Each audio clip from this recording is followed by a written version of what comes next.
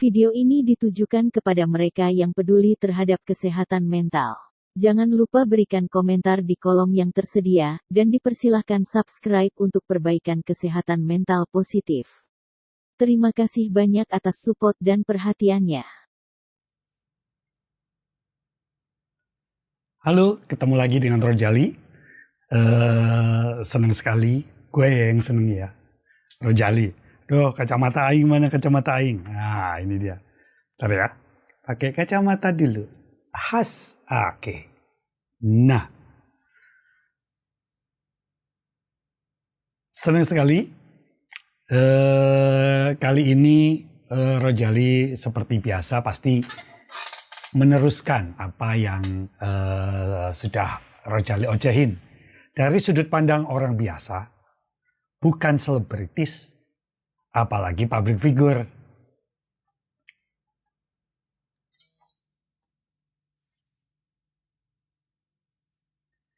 Nah, dari sudut pandang orang biasa ini, Rojali lebih leluasa untuk mengulas kehidupan sehari-hari, di mana tidak terbelenggu oleh pengetahuan-pengetahuan yang memang Rojali nggak miliki.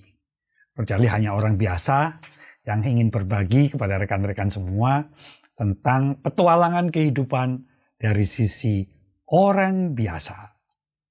Kali ini tentu saja kalau tadinya Rojali mikir bahwa enaknya ngomongin stres gitu. Tapi ternyata setelah dipikir-pikir dan dilakukan beberapa riset kecil dari berbagai tulisan di media, baik media sosial maupun media cetak atau beberapa buku, ada sebetulnya sebuah situasi di balik stres itu. Namanya overthinking. Mungkin overthinking adalah berpikir terlalu banyak, berpikir terlalu jauh, berpikir terlalu jelimet gitu ya.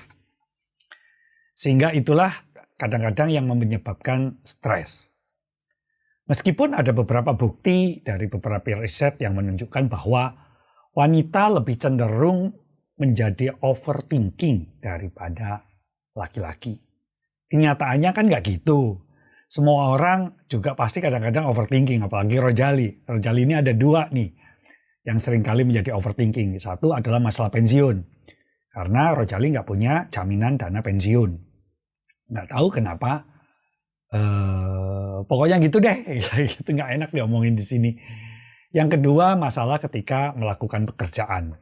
Kan kalau Rojali melakukan pekerjaan ini harus perlu disubmit ke atasan. Ketika jawaban atau persetujuan itu lumayan lama, tentu saja Rojali deg-degan, takut ada yang salah. Gitu ya. Kalau ada yang salah, nanti di WA lagi. Gitu ya. Itu yang kira-kira beberapa yang membuat Rojali overthinking.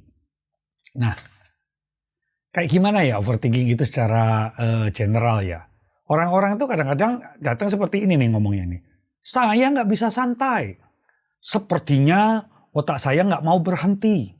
Atau saya nggak bisa berhenti memikirkan bagaimana hidup saya bisa lebih baik jika saya melakukan sesuatu yang berbeda. Nah, sempat juga terpikir oleh Rojali sih.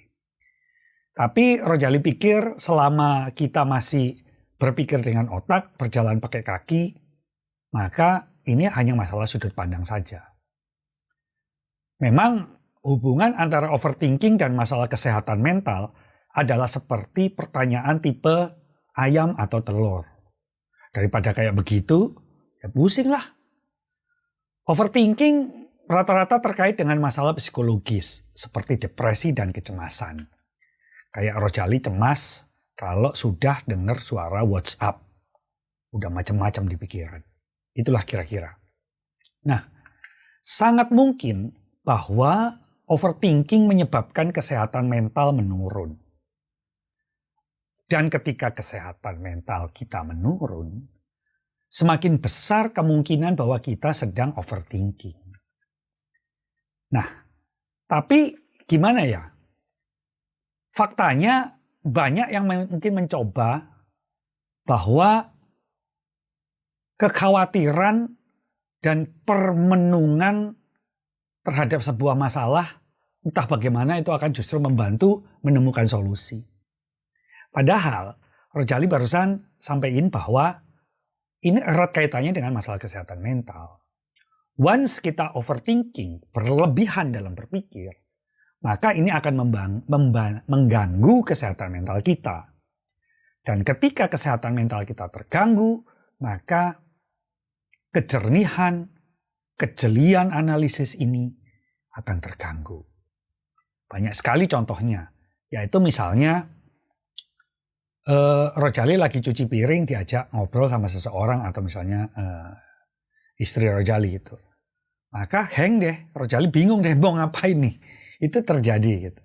Boro-boro menyelesaikan satu permasalahan dengan menemukan sebuah solusi.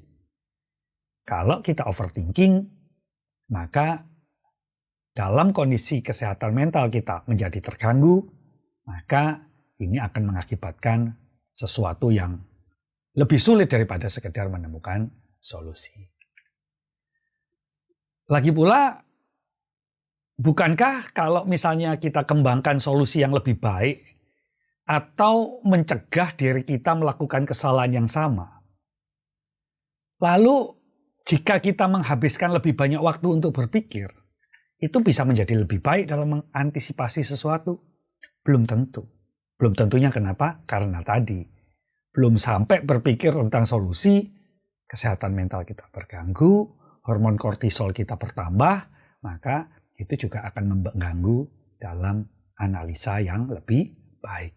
Ini yang terjadi ketika Rojali membuat laporan. Itu berupa lacur-lacur penuh angka, dihitung, rumus, aritmetika tertentu, deret tertentu, logika deret yang nggak jernih, yang bisa menyebabkan pengambilan keputusan juga menjadi acak-adut. Dan ini seringkali terganggu. Nah, itulah. Maka analisis kelumpuhan adalah masalah nyata. Dan ini Rojali rasakan. Analisis kelumpuhan itu adalah ya seperti tadi. Ketika overthinking, maka untuk menganalisa sesuatu dengan jernih, tiba-tiba akan menjadi lumpuh. Dan ketika itu terjadi, sekali lagi boro-boro solusi. Menganalisa aja tidak tepat. Jangankan sampai ngomong analisa, ngetik sudah ada datanya. Tapi berpikirnya ketakutan banget akan sebuah kesalahan. Yang terjadi ketikan-ketikan ketika memasukkan angka pada kolom-kolomnya menjadi sangat salah. Itu kira-kira yang Rojali sempat alami. Semakin kita berpikir, maka akan semakin buruk perasaan. Perasaan sedih, cemas, atau marah, bahkan dapat mengaburkan penilaian kita dan mencegah kita mengambil sebuah tindakan yang positif. Misal, kasusnya adalah bagaimana menentukan sisa cuti ini akan diteruskan dan dibagi, tetapi kondisi keuangan atau cash flow kita lagi acak-adut nggak karu-karuan, sekarat karena pandemi dan berbagai hal. Maka, apa benar ketika Rojali mengambil satu keputusan menjadi satu keputusan yang positif? Ternyata Rojali ambil sebuah keputusan bahwa nggak ada sisa cuti.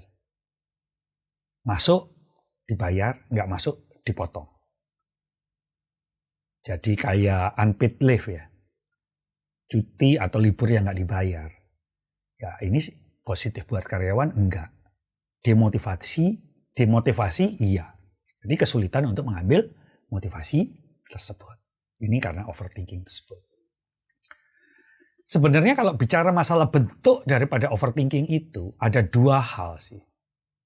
Satu, merenungkan masa lalu. Yang kedua adalah mengkhawatirkan masa depan. Ini berbeda dari pemecahan masalah.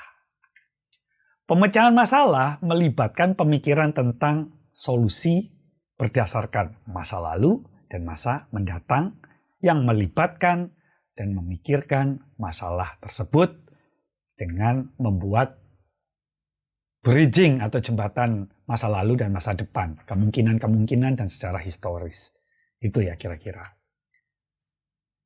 Overthinking juga berbeda dari refleksi diri.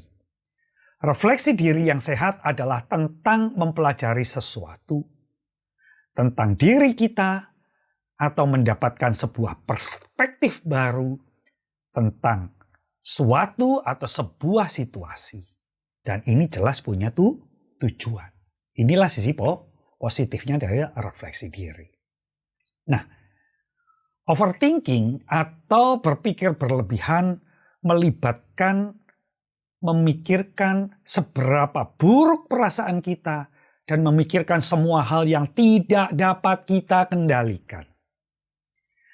Dan kita sudah tahu bahwa maaf, ini tidak dapat kita kendalikan, tetapi masih dipikirin.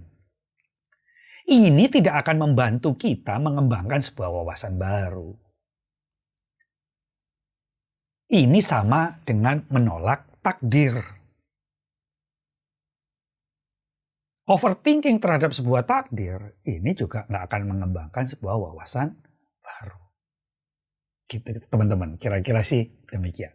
Nah, perbedaan antara pemecahan masalah, refleksi diri, dan terlalu banyak berpikir atau overthinking bukanlah tentang jumlah waktu yang kita habiskan untuk berpikir mendalam. Waktu yang dihabiskan untuk mengembangkan solusi kreatif atau belajar dari perilaku kita adalah sebuah tindakan produktif. Tetapi waktu yang dihabiskan untuk berpikir berlebihan, apakah itu 10 menit atau 10 jam, tidak akan meningkatkan kualitas kehidupan kita. Nah, berikut kira-kira Rojali mencoba menyampaikan tanda-tanda seorang ini adalah overthinker, pemikir yang berlebihan, kayak Rojali misalnya. Kalau kita menjadi lebih sadar akan kecenderungan kita untuk berpikir berlebihan, mulai sadar ya. Ini sudah mulai sedikit apa? Langkah-langkah untuk merubahnya. Yang pertama-tama tentu saja menyadari bahwa terlalu banyak berpikir berbahaya daripada kebaikan. Artinya apa? Kita mikir terus tapi nggak mengambil sebuah implementasi. Jadi baiknya nggak terwujud gitu. Cuma dipikir aja sampai botak kayak Rojali gitu ya. Kadang orang berpikir bahwa pemikiran berlebih entah gimana caranya adalah mencegah hal-hal yang buruk terjadi. Padahal seperti di awal tadi tidak. Bagaimana kelumpuhan analisis bisa terjadi kalau kita overthinking terlalu banyak berlebihan. Oleh karena itu teman-teman, stop berpikir berlebihan. Mari kita lebih cenderung untuk menemukan sumber daya yang ada pada diri kita, yang dalam lingkungan kita, lingkungan itu adalah lingkungan pengaruh yang bisa kita lakukan, daripada berpikir tentang sesuatu di luar lingkup atau lingkungan yang tidak bisa kita tangani. Ini yang akan membuahkan stres dan akhirnya depresi. Belum lagi berbicara tentang kesehatan fisik yang terganggu. Migrain, diabetes, kolesterol, bisa ke ginjal, bisa ke jantung, dan lain-lain. Sampai di sini dulu. Mohon maaf kalau ada kesalahan. Mohon masukan dalam komen di bawah ini. Dan juga support jangan lupa. Baik like ataupun subscribe. Sampai di sini dulu. Sampai ketemu lagi. Salam Rojali.